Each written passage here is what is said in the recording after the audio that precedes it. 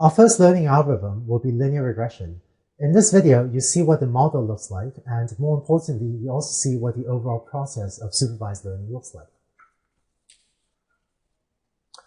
Let's use our motivating example of predicting housing prices. We're going to use a data set of housing prices from the city of Portland, Oregon, and here I'm going to plot my data set of a number of houses that were of different sizes that were sold for a range of different prices. Let's say that given this data set, you have a friend that's trying to sell a house, and let's say your friend's house is of size 1,250 square feet, and you want to tell them how much they might be able to sell the house for. Well, one thing you could do is fit a model, maybe fit a straight line to this data. That might look something like that. And based on that, maybe you could tell your friend that looks like they can maybe sell the house for around $220,000. So this is an example of a supervised learning algorithm, and it's supervised learning because we're given the quote right answer for each of our examples. Namely, we're told what was the actual house, what was the actual price that each of the houses in our data set was sold for. And moreover, this is an example of a regression problem where the term regression refers to the fact that we're predicting a real value output, namely the price. And just to remind you, the other most common type of supervised learning problem is called a classification problem, where we predict discrete valued outputs, such as if we are looking at cancer tumors and trying to decide if a tumor is malignant or benign. So there's a 0-1 value discrete output. More formally, in supervised learning, we have a data set, and this data set is called a training set. So for a housing price example, we have a training set of different housing prices, and our job is to learn from this data how to predict the prices of the houses. Let's define some notation that we're using throughout this course. I'm going to define quite a lot of symbols. It's okay if you don't remember all the symbols right now, but as the course progresses, it'll be useful to have a convenient notation.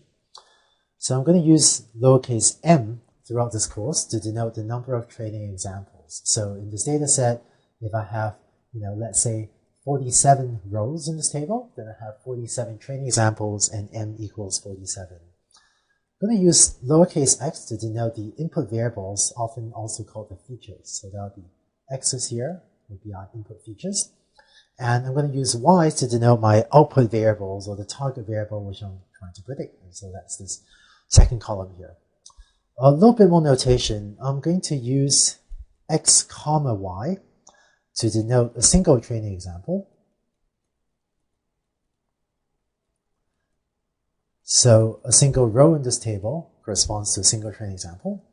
And to refer to a specific training example, I'm going to use this notation xi comma yi, and going to use this to refer to the ith training example. Right? So this superscript I over here, this is not exponentiation, right? This xiyi, the superscript I in parentheses, that's just an index into my training set, and it refers to the ith row in this table. Okay, so this is not x to the power of I, y to the power of I. Instead, xiyi just refers to the ith row of this table. So, for example, x1, refers to the input value from the first training example. So that's 2104, right? Because that's x in the first row. x2 would be equal to 1416, right? That's the second x, and y1 will be equal to 460, because that's the y value for my first training example. That's what that 1 refers to.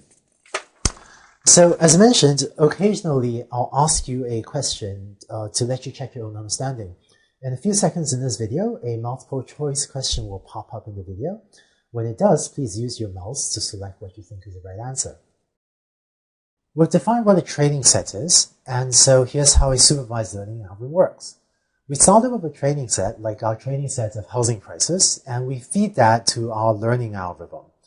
It's the job of a learning algorithm to then output a function which by convention is usually denoted lowercase h, and h stands for hypothesis.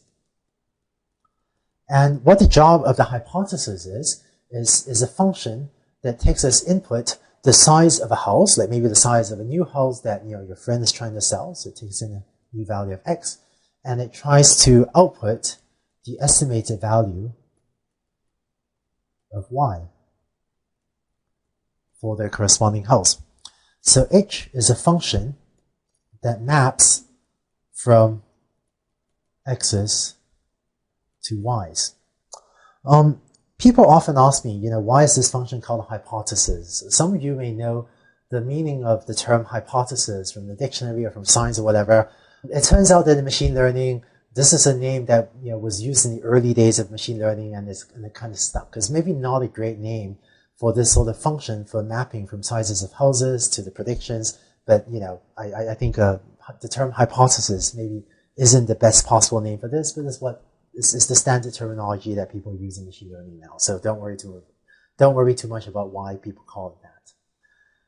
When designing a learning algorithm, the next thing we need to decide is how do we represent this hypothesis h? For this and the next few videos, I'm going to choose our initial choice for representing the hypothesis will be the following. I'm going to represent h as follows. I'm going to write to this h subscript theta of x equals theta 0 plus theta 1 of x. And as a shorthand, sometimes instead of writing h subscript theta of x, sometimes as a shorthand I'll just write this as h of x, but more often I'll write it as a subscript theta over there. And plotting this in pictures, all this means is that we are going to predict that y is a linear function of x. Right? So that's our data set. And what this function is doing is it's predicting that y is some straight line function of x. That's h of x equals theta 0 plus theta 1 x. Okay? And why a linear function? Well, sometimes we'll want to fit more complicated, perhaps nonlinear functions as well. But since this linear case is the simpler building block, we'll start with this example first of fitting linear functions, and we'll build on this to eventually have more complex models and more complex learning algorithms. Let me also give this particular model a name. This model is called linear regression, or this particular example is actually linear regression with one variable, with the variable being x. Right? So predicting housing prices is a function of the one variable x. And another name for this model is univariate linear regression. And univariate is just a fancy way of saying one variable. So that's linear regression. In the next video, we'll start to talk about just how to go about implementing this model.